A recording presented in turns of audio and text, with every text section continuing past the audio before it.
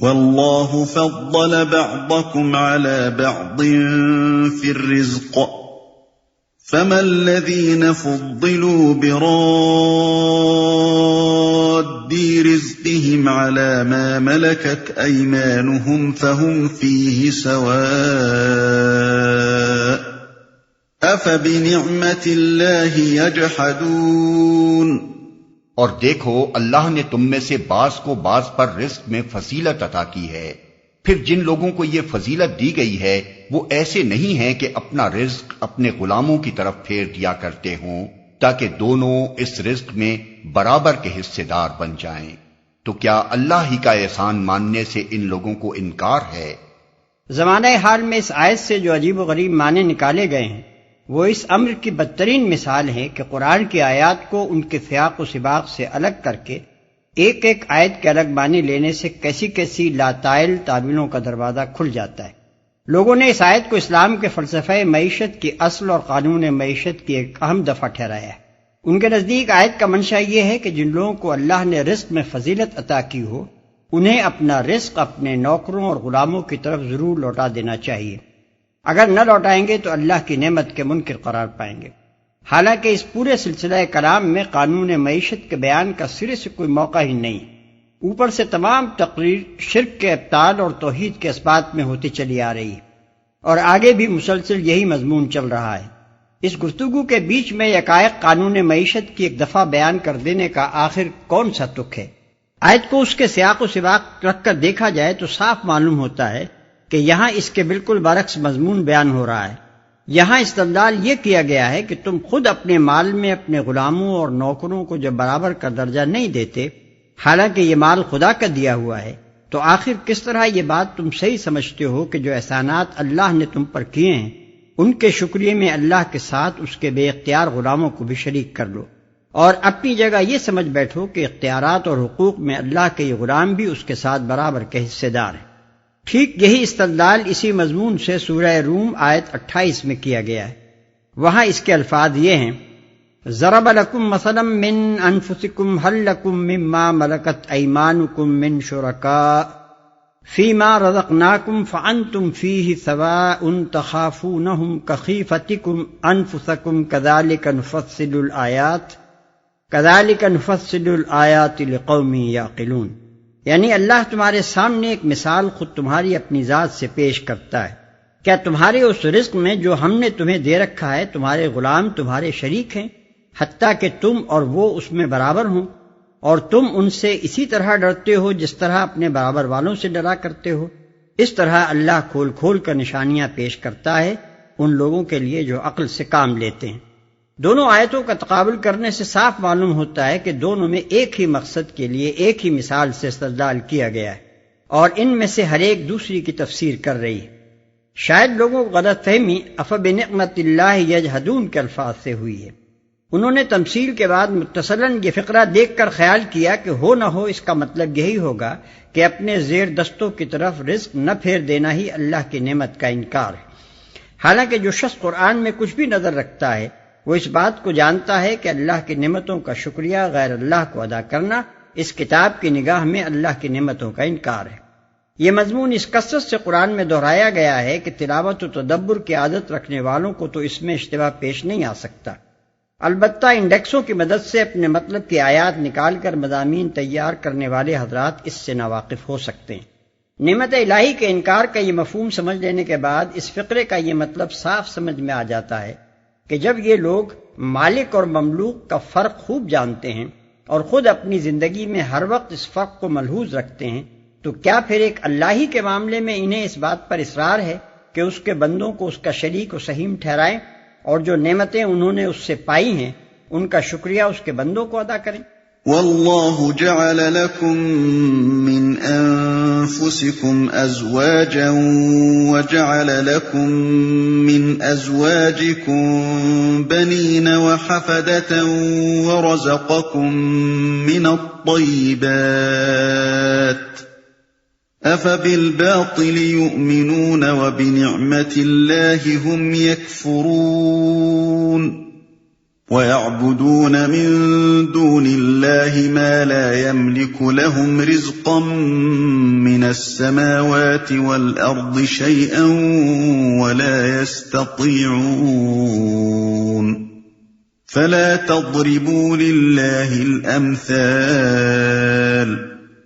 إِنَّ اللَّهَ يَعْلَمُ وَأَنتُمْ لَا تَعْلَمُونَ۔ اور وہ اللہ ہی ہے جس نے تمہارے لیے تمہاری ہم جنس بیویاں بنائیں اور اسی نے ان بیویوں سے تمہیں بیٹے پوتے عطا کیے اور اچھی اچھی چیزیں تمہیں کھانے کو دیں۔ پھر کیا یہ لوگ یہ سب کچھ دیکھتے اور جانتے ہوئے بھی باطل کو مانتے ہیں اور اللہ کے احسان کا انکار کرتے ہیں اور اللہ کو چھوڑ کر ان کو پوچھتے ہیں جن کے ہاتھ میں نہ آسمانوں سے انہیں کچھ بھی رزق دینا ہے نہ زمین سے، اور نہ یہ کام وہ کر ہی سکتے ہیں، پس اللہ کے لیے مثالیں نہ گھڑو، اللہ جانتا ہے تم نہیں جانتے۔ باطل کو مانتے ہیں یعنی یہ بے بنیاد اور بے حقیقت عقیدہ رکھتے ہیں کہ ان کی قسمتیں بنانا اور بگاڑنا، ان کی مرادیں برلانا اور دعائیں سننا، انہیں اولاد دینا، ان کو روزگار دلوانا، ان کے مقدمے جتوانا اور انہیں بیماریوں سے بچانا کچھ دیویوں اور دیوتاؤں اور جنوں اور اگلے پچھلے بزرگوں کے اختیار میں ہے،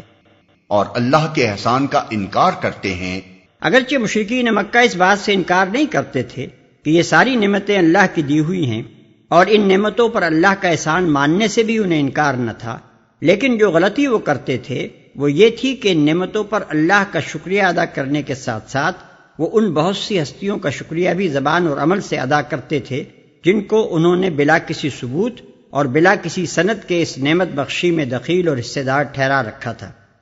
اسی چیز کو قرآن اللہ کے احسان کا انکار قرار دیتا ہے۔ قرآن میں یہ بات بطور ایک قاعدہ کلیہ کے پیش کی گئی ہے کہ محسن کے احسان کا شکریہ غیر محسن کو ادا کرنا دراصل محسن کے احسان کا انکار کرنا ہے۔ اسی طرح قرآن یہ بات بھی اصول کے طور پر بیان کرتا ہے کہ محسن کے متعلق بغیر کسی دلیل اور ثبوت کے یہ گمان کر لینا کہ اس نے خود اپنے فضل و کرم سے یہ احسان نہیں کیا ہے بلکہ فلاں شخص کے طفیل یا فلاں کی رعایت سے یا فلاں کی سفارش سے یا فلاں کی مداخلت سے کیا ہے، یہ بھی دراصل اس کے احسان کا انکار ہی ہے۔ یہ دونوں اصولی باتیں سراسر انصاف اور عقل عام کے مطابق ہیں۔ ہر شخص خود بادنا تعمل ان کی معقولیت سمجھ سکتا ہے۔ فرض کیجئے کہ آپ ایک حاجت مند آدمی پر رحم کھا کر اس کی مدد کرتے ہیں اور وہ اسی وقت اٹھ کر آپ کے سامنے ایک دوسرے آدمی کا شکریہ ادا کر دیتا ہے جس کا اس امداد میں کوئی دخل نہ تھا۔ آپ چاہے اپنی فراخ دلی کی بنا پر اس کی اس بےہودگی کو نظر انداز کر دیں اور آئندہ بھی اپنی امداد کا سلسلہ جاری رکھیں، مگر اپنے دل میں یہ ضرور سمجھیں گے کہ یہ ایک نہایت بدتمیز اور احسان فراموش آدمی ہے۔ پھر اگر دریافت کرنے پر آپ کو معلوم ہو کہ اس شخص نے یہ حرکت اس خیال کی بنا پر کی تھی کہ آپ نے اس کی جو کچھ بھی مدد کی ہے وہ اپنی نیک دلی اور فیاضی کی وجہ سے نہیں کی بلکہ اس دوسرے شخص کی خاطر کی ہے، درا حالانکہ یہ واقعہ نہ تھا، تو آپ لامحالہ اسے اپنی توہین سمجھیں گے۔ اس کی اس بےہودہ تعویل کا صریح مطلب آپ کے نزدیک یہ ہوگا کہ وہ آپ سے سخت بدگمان ہے اور آپ کے متعلق یہ رائے رکھتا ہے کہ آپ کوئی رحیم اور شفیق انسان نہیں ہیں بلکہ محض ایک دوست نواز اور یارباش آدمی ہیں۔ چند لگے بندھے دوستوں کے توسل سے کوئی آئے تو آپ اس کی مدد ان دوستوں کی خاطر کر دیتے ہیں، ورنہ آپ کے ہاتھ سے کسی کو کچھ فیض حاصل نہیں ہو سکتا۔ اللہ کے لیے مثالیں نہ گھڑو۔ اگرچہ مشرکین مکہ اس بات سے انکار نہیں کرتے تھے کہ یہ ساری نعمتیں اللہ کی دی ہوئی ہیں اور ان نعمتوں پر اللہ کا احسان ماننے سے بھی انہیں انکار نہ تھا، لیکن جو غلطی وہ کرتے تھے وہ یہ تھی کہ ان نعمتوں پر اللہ کا شکریہ ادا کرنے کے ساتھ ساتھ وہ ان بہت سی ہستیوں کا شکریہ بھی زبان اور عمل سے ادا کرتے تھے جن کو انہوں نے بلا کسی ثبوت اور بلا کسی سند کے اس نعمت بخشی میں دخیل اور حصے دار ٹھہرا رکھا تھا۔ اسی چیز کو قرآن اللہ کے احسان کا انکار قرار دیتا ہے۔ قرآن میں یہ بات بطور ایک قاعدہ کلیہ کے پیش کی گئی ہے کہ محسن کے احسان کا شکریہ غیر محسن کو ادا کرنا دراصل محسن کے احسان کا انکار کرنا ہے۔ اسی طرح قرآن یہ بات بھی اصول کے طور پر بیان کرتا ہے کہ محسن کے متعلق بغیر کسی دلیل اور ثبوت کے یہ گمان کر لینا کہ اس نے خود اپنے فضل و کرم سے یہ احسان نہیں کیا ہے بلکہ فلاں شخص کے طفیل یا فلاں کی رعایت سے یا فلاں کی سفارش سے یا فلاں کی مداخلت سے کیا ہے، یہ بھی دراصل اس کے احسان کا انکار ہی ہے۔ یہ دونوں اصولی باتیں سراسر انصاف اور عقل عام کے مطابق ہیں۔ ہر شخص خود بادنا تعمل ان کی معقولیت سمجھ سکتا ہے۔ فرض کیجئے کہ آپ ایک حاجت مند آدمی پر رحم کھا کر اس کی مدد کرتے ہیں، اور وہ اسی وقت اٹھ کر آپ کے سامنے ایک دوسرے آدمی کا شکریہ ادا کر دیتا ہے جس کا اس امداد میں کوئی دخل نہ تھا۔ آپ چاہے اپنی فراخ دلی کی بنا پر اس کی اس بےہودگی کو نظر انداز کر دیں اور آئندہ بھی اپنی امداد کا سلسلہ جاری رکھیں، مگر اپنے دل میں یہ ضرور سمجھیں گے کہ یہ ایک نہایت بدتمیز اور احسان فراموش آدمی ہے۔ پھر اگر دریافت کرنے پر آپ کو معلوم ہو کہ اس شخص نے یہ حرکت اس خیال کی بنا پر کی تھی کہ آپ نے اس کی جو کچھ بھی مدد کی ہے وہ اپنی نیک دلی اور فیاضی کی وجہ سے نہیں کی بلکہ اس دوسرے شخص کی خاطر کی ہے، ذرا حالانکہ یہ واقعہ نہ تھا، تو آپ لامحالہ اسے اپنی توہین سمجھیں گے۔ اس کی اس بےہودہ تعویل کا صریح مطلب آپ کے نزدیک یہ ہوگا کہ وہ آپ سے سخت بدگمان ہے اور آپ کے متعلق یہ رائے رکھتا ہے کہ آپ کوئی رحیم اور شفیق انسان نہیں ہیں بلکہ محض ایک دوست نواز اور یارباش آدمی ہیں۔ چند لگے بندھے دوستوں کے توسل سے کوئی آئے تو آپ اس کی مدد ان دوستوں کی خاطر کر دیتے ہیں، ورنہ آپ کے ہاتھ سے کسی کو کچھ فیض حاصل نہیں ہو سکتا۔ بس اللہ کے لیے مثالیں نہ گھڑو۔ اللہ کے لیے مثالیں نہ گھڑو، یعنی اللہ کو دنیاوی بادشاہوں اور راجوں اور مہاراجوں پر قیاس نہ کرو کہ جس طرح کوئی ان کے مصاحبوں اور مقرب بارگاہ ملازموں کے توسط کے بغیر ان تک اپنی عرض معروض نہیں پہنچا سکتا، اسی طرح اللہ کے متعلق بھی تم یہ گمان کرنے لگو کہ وہ اپنے قصر شاہی میں ملائکہ اور اولیاء اور دوسرے مقربین کے درمیان گھرا بیٹھا ہے اور کسی کا کوئی کام ان واسطوں کے بغیر اس کے ہاں سے نہیں بن سکتا۔ ضرب الله مثلا عبدا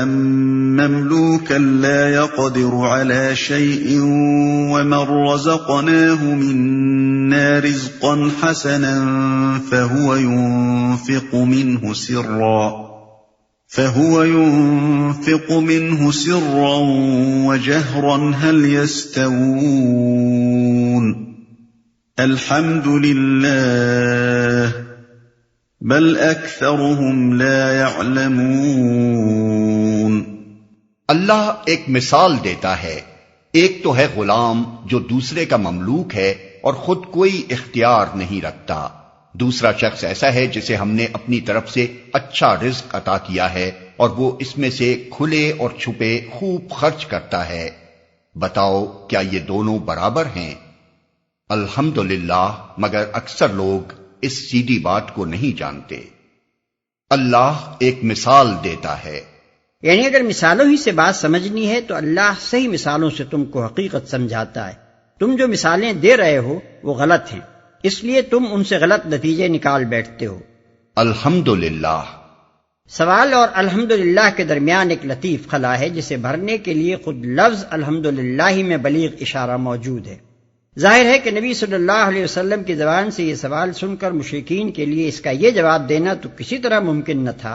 کہ دونوں برابر ہیں۔ لامحالہ اس کے جواب میں کسی نے صاف صاف اقرار کیا ہوگا کہ واقعی دونوں برابر نہیں ہیں، اور کسی نے اس اندیشے سے خاموشی اختیار کر لی ہوگی کہ اقراری جواب دینے کی صورت میں اس کے منطقی نتیجے کا بھی اقرار کرنا ہوگا اور اس سے خود بخود ان کے شرک کا ابطال ہو جائے گا۔ لہذا نبی نے دونوں کا جواب پا کر فرمایا الحمدللہ، اقرار کرنے والوں کے اقرار پر بھی الحمدللہ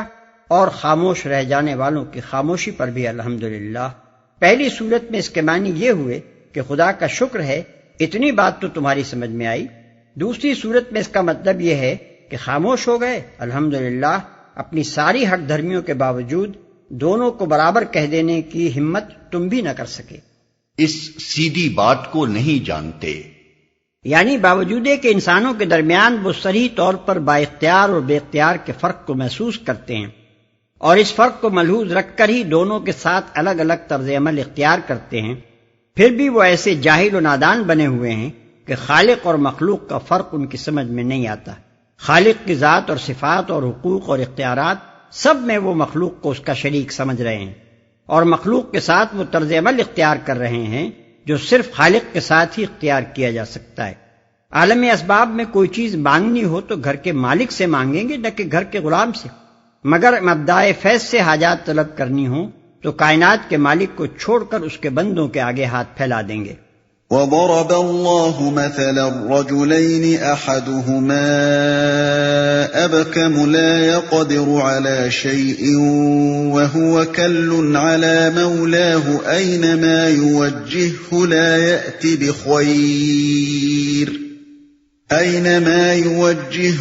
يأت بخير هل يستوي هو ومن